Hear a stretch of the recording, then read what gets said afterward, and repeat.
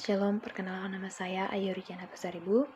Saya dari Prodi Pendidikan Kristen Anak Usia Dini. Di sini saya akan menjelaskan tentang perkembangan sosial emosional anak yang diampu oleh dosen Uranus Jamili. Saya akan memasuki yang pertama, yaitu pengertian dari sosial emosional anak. Perkembangan sosial emosional anak usia dini adalah proses perkembangan anak dalam berinteraksi dengan lingkungan sekitarnya, kepada orang tua, teman sebaya, dan orang dewasa, serta proses perkembangan keadaan jiwa anak dalam memberikan respon terhadap keadaan lingkungannya yang sesuai dengan aturan sosial yang diperoleh melalui mendengar, mengamati, meniru, dan mendapatkan distimulasi melalui penguatan modeling. Contoh misalkan, saat kita mengajari anak-anak, kita menggunakan media sebagai alat untuk meningkatkan sosial emosional anak. Misalkan dengan memberikan suatu permainan, yaitu menyusun kata nama-nama yang ada di Alkitab seperti kata Daud, maka kita akan membentuk satu kelompok atau dibagi 5. Masing-masing kelompok mempunyai 3 atau 4 anak, kemudian menyusun kata-kata tersebut menjadi kata-kata yang benar. Sehingga di sini anak dapat bersosialisasi dan mengembangkan sosial emosionalnya. Tujuan dari perkembangan sosial dan emosional out yaitu 1. Memperoleh pandangan tentang dirinya sendiri. Yang kedua, bertanggung jawab tentang dirinya sendiri dan orang lain. Yang ketiga, berperilaku yang baik dengan menunjukkan rasa empati, bekerja sama, dan menyesuaikan diri dengan orang lain. Yang kedua, saya akan menjelaskan tentang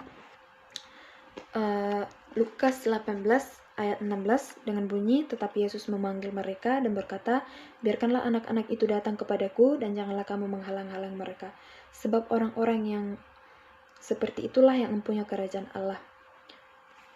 Maksud dari perkataan tersebut yaitu bahwa anak-anak memiliki sifat yang lemah lembut, penyayang, memiliki hati yang mau menerima. Kita harus mengajak anak-anak untuk dapat bersekutu dalam Tuhan, dapat menerima, dapat mengenal bahwa dirinya dilahirkan dari persekutuan yang rohani. Sekian dari hasil pembahasan saya tentang pengembangan sosial anak usia dini. Sekian dan terima kasih.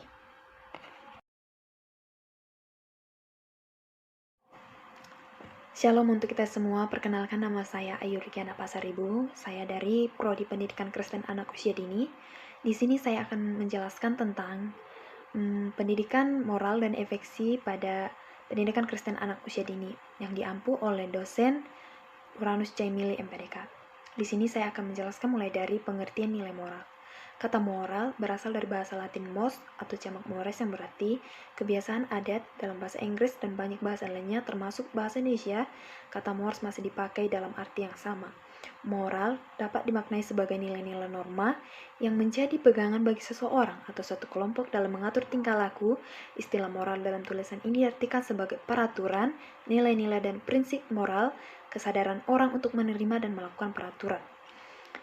Contoh nilai-nilai moral yaitu seperti seruan untuk berbuat baik kepada orang lain, kepada orang tua, larangan mencuri, larangan berbohong, dan lain-lain sebagainya. Di sini saya akan menjelaskan tentang perkembangan moral terhadap anak usia dini. Kita ketahui bahwa pada saat usia dini, pada saat anak menginjak mulai dari 0 sampai 6 tahun, itu disebut dengan masa golden age atau masa emas. Pada masa inilah kesempatan paling tepat untuk mengembangkan kepribadian dan karakter anak. Mendidik anak pada masa ini pun tidaklah mudah.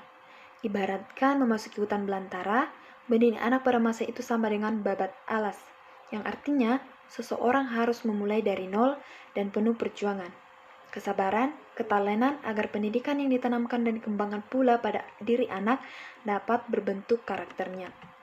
Dimulai dari pendidikan orang tua. Pada masa golden age, pendidikan pertama yang didapat oleh anak yaitu pendidikan dari orang tua.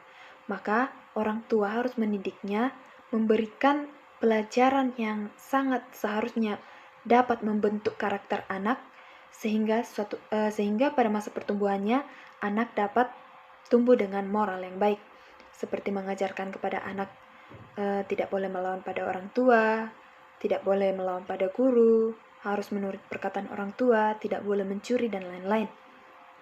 Yang kedua yaitu pendidikan dari lingkungan sosial.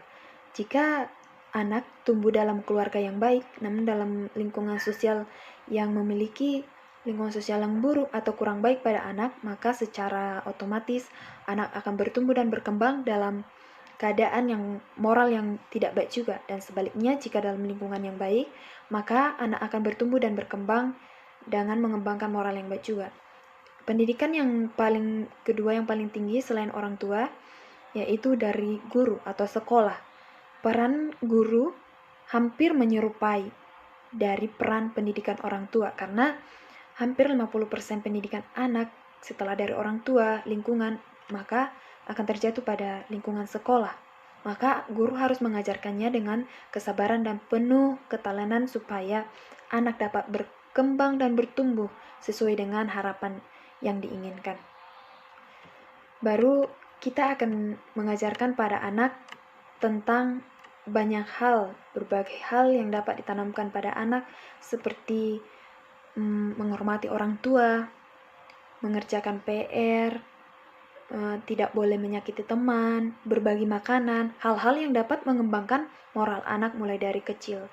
Sehingga pada masa pertumbuhan anak dapat bertumbuh dan berkembang secara sesuai dengan harapan orang tua dan yang dicita-citakannya.